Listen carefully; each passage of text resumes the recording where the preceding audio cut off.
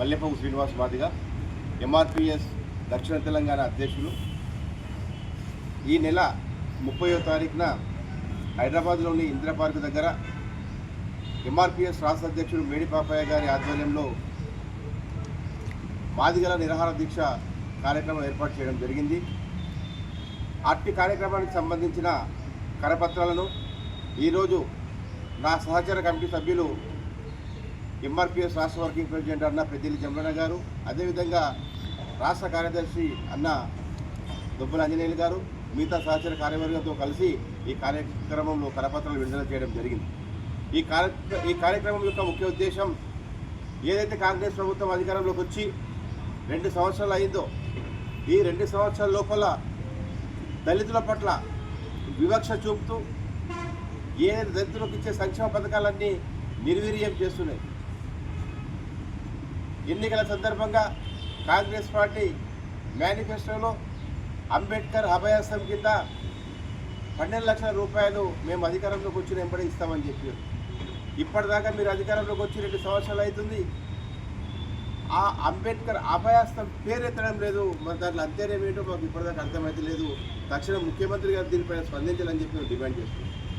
అదేవిధంగా నిరుపేదలైన మాదిగ బిడ్డలకు 3 ఎకరాల భూ పంపిణీ చేస్తామని చెప్పారు. దాన్ని తక్షణమే అమలు చేయాలని చెప్పి మేము డిమాండ్ చేస్తున్నాం. అదేవిధంగా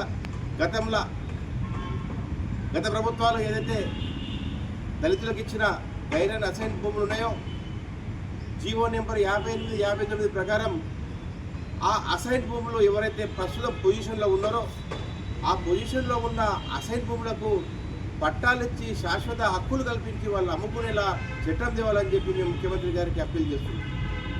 గతంలో మీరే ఇచ్చిన హామీ, ఏదైతే ప్రభుత్వ భూములలో పొజిషన్లో ఉన్న దళితులు ఆ భూమిపై సర్వ హక్కులు కల్పిస్తాం, వాటిని వాళ్ళ ఆర్థిక స్థితిగతులను బట్టి అమ్ముకోవడానికి అవకాశం కల్పిస్తామని చెప్పారు.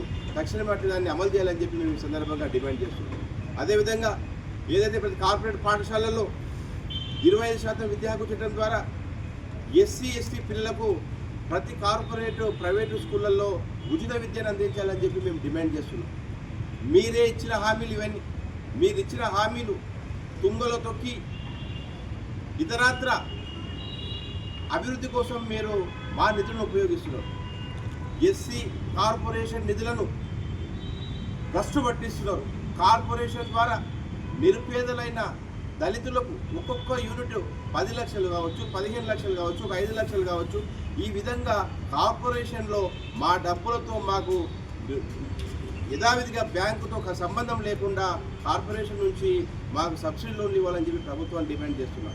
ఈ డిమాండ్స్ అన్ని నెరవేర్చాలని చెప్పి ఈ నెల 30న హైదరాబాద్లోని ఇందిరా పార్క్ దగ్గర చేపట్టే కార్యక్రమానికి జిల్లాలోని మాదిగలు పెద్ద ఎత్తున హాజరై కార్యక్రమాన్ని దిగ్విజయం చేయాలని చెప్పి ఈ సందర్భంగా తెలియజేస్తున్నాం. జై మాదిగ, జై మాదిగ, జై మాదిగ.